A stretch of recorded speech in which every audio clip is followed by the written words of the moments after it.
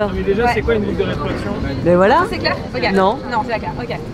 Alors, une boucle de rétroaction, c'est quand un phénomène rétroagit sur sa cause. Un exemple de boucle de rétroaction, c'est l'augmentation de la température avec la fonte des glaces. Il fait plus chaud, la glace fond. Quand la glace fond, la Terre absorbe davantage des rayons solaires, donc il fait plus chaud. Donc la glace fond, donc il fait plus chaud, donc la glace fond. Ça s'accélère, en ça que c'est normal. C'est là où je parlais d'albédo, c'est un terme un peu complexe, mais c'est juste le fait que les océans qui sont foncés réfléchissent moins les rayons du soleil que la glace qui est claire, et du coup, en absorbant plus, continuent à réchauffer. Et le fait que ça soit positif, ça crée un effet d'emballement. Il y a des boucles de rétroaction qu'on dit négatives, et là on arrive à un point d'équilibre. Si par exemple tu es sur un vélo, quand tu te penches un petit peu sur la gauche, tu as des forces qui te ramènent vers le centre. Et là, tu arrives à un point d'équilibre. C'est une boucle de rétroaction, mais celle-ci, elle est négative. C'est-à-dire que la cause, elle va rétroagir sur son effet, mais en la diminuant. C'est comme ça qu'on est à un équilibre. Et là, c'est un effet de boucle de rétroaction positive. Donc là, c'est la première boucle de rétroaction. La deuxième, on a parlé du permafrost. Le permafrost, c'est en fait les terres glacées, notamment au nord de la Sibérie. Et en fait, elles contiennent du méthane, qui est un gaz à effet de serre, on a dit qui a un impact beaucoup plus fort encore que le CO2. Si ces terres glacées dégèlent, donc glacées en permanence, si elles dégèlent, elles vont libérer le méthane, qui du coup va arriver dans l'atmosphère et va continuer à augmenter l'effet de serre et donc à continuer à réchauffer la planète. Donc là, deuxième boucle de rétroaction positive, enfin, deuxième boucle d'emballage quoi. Et la troisième, c'est l'équivalent du permafrost, mais au fond des océans. C'est des hydrates de méthane qui sont donc toujours du méthane qui est enfermé dans la glace au fond des océans. Si les océans, c'est sous forme de glace. En gros, c'est la libération. C'est des poches de méthane qui sont protégées par de la glace. C'est de la glace. Les hydrates, c'est de la glace. Ouais. D'accord. Donc des poches de méthane glacées au fond des océans qui, du coup, pareil, en dégélant, vont libérer le méthane dans l'atmosphère et donc vont continuer à augmenter l'effet de serre, donc le réchauffement climatique. Un tout petit détail. Oui. Par exemple, du méthane peut être stocké au fond de l'eau. Je pense aux barrettes de vin. Ils s'amusent à agiter le fond de l'eau et à mettre leur briquet dans des... C'est comme du compost, quoi, comme tout ce qui est aggloméré au fond des marais. En fait, le méthane, de la glace pour que ça s'accumule. Tout à fait. Mais là, il y en a une énorme quantité en fait. Il y en a une énorme quantité au fond des océans gelée. Et c'est juste que du coup, ça peut se libérer. le méthane, à la base, c'est de la matière organique qui se décompose sans oxygène. Et ça crée du méthane. Est-ce que vous avez d'autres questions encore sur le fond? On peut parler de qu'est-ce qu'on fait. Voilà. Alors, qu'est-ce qu'on fait? Première chose, on informe. C'est l'objectif de toute cette semaine aussi. C'est que les gens soient au courant de ce qui se passe. Donc si vous voulez participer à cette information, vous pouvez vous former à l'animation de fresques du climat. Là c'était encore une fois une version express, mais la version complète est un peu plus longue. Ça permet vraiment de laisser à chacun le temps de s'approprier ces différents, ces causes et ces effets, et de mieux comprendre ce qui se passe.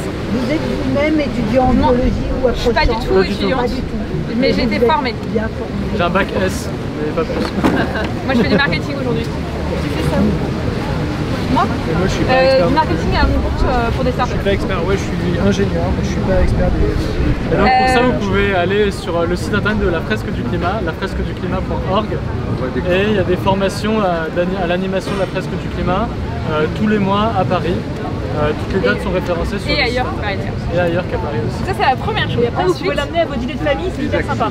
Ouais, bonne ambiance. L'amener à vos dîners de famille pour Noël et tout, ça ouvre tout le monde. Alors Noël, effectivement, il n'y a pas de promo le point, mais voilà. Les collègues, les amis. C'est hyper chouette. En plus à Noël, la consommation et tout, ça met tout dans l'ambiance. C'est hyper cool. Ensuite, la deuxième chose à faire, c'est voir déjà ce que vous pouvez faire au niveau individuel. Ça, j'ai pas de réponse absolue à vous dire. Ce qui est sûr, c'est qu'il y a des choses qui consomment plus de CO2. Allez, le bœuf, c'est fini. C'est terminé. Alors, passer du bœuf au poulet, ça divise par 7 la consommation de CO2 sur un repas. C'est déjà pas mal. Du poulet à 0,0 viande, on redivise par 2. C'est une deuxième étape, mais déjà changer de type de viande, ça peut vraiment changer. Pareil, prendre l'avion, ça consomme plus que prendre le train ou le vélo, ça on le sait. Mais ce qui est important, c'est de voir ce que vous pouvez faire au niveau individuel, et pour ça, je vous encourage à aller faire votre propre bilan carbone pour savoir comment vous consommez votre CO2 et voir ce que vous pouvez faire au quotidien. Première étape.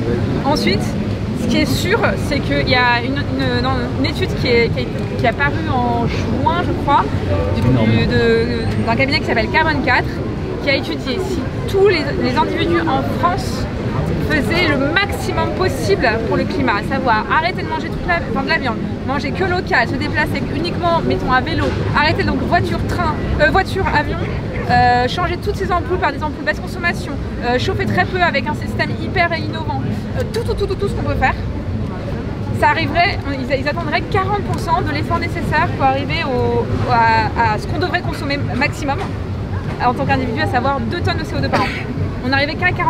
Et sachant que le plus raisonnable, ça c'est le scénario si on est tous moines bouddhistes, le plus raisonnable c'est qu'en fait on arriverait pour des gens qui sont plutôt écolos à 20% seulement pour arriver à ces 2 tonnes qui sont l'objectif pour ne pas dépasser 2 degrés. Oui, mais ça, on parle des individus, on parle pas des industries. Non, de l'effort nécessaire. Je vais y venir. Voilà. Et donc, tout le reste, pour arriver à 100%, bah, c'est pour ça qu'il faut alerter le gouvernement. Je suis pas sûr de très bien comprendre, parce que, in fine, si on émet les émissions de CO2, c'est bien pour la consommation des individus. In fine, c'est bien pour satisfaire les individus. Ce que je veux dire, bien sûr, mais ça veut dire que si moi par exemple je n'ai pas forcément la possibilité d'améliorer la manière dont les TER aujourd'hui utilisent encore de l'énergie carbonée par exemple. Ça c'est au niveau gouvernement ou entreprise, ça peut se décider. C'est ça que j'explique, c'est qu'en fait les choix individuels, je peux arriver à maximum 40% de mon propre effort. Par contre il reste également, pour le moment rien. Il reste un effort à faire au niveau des entreprises du gouvernement. Et c'est pour ça, mais les deux sont importants. Si moi je fais rien, bah, si je prends 5 billets pour 5 allers-retours dans l'année pour New York, bah, j'arrive à 10 tonnes de CO2, bah, ça y est, j'ai fait x5 par rapport à ce que j'avais le droit dans toute l'année. Donc bien sûr j'ai un impact individuel, mais c'est pas suffisant. Il faut les deux, il faut les efforts individuels, il faut les efforts globaux des entreprises, des gouvernements. Et on a tout ça, c'est tout le monde dans cette semaine. Il faut faire pression sur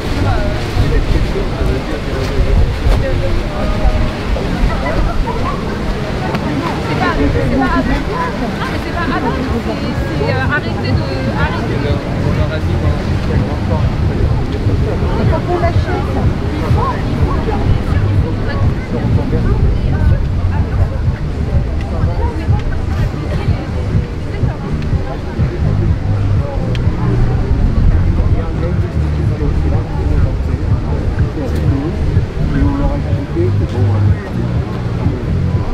Pour pouvoir voir, mais je ne vais pas vous demander.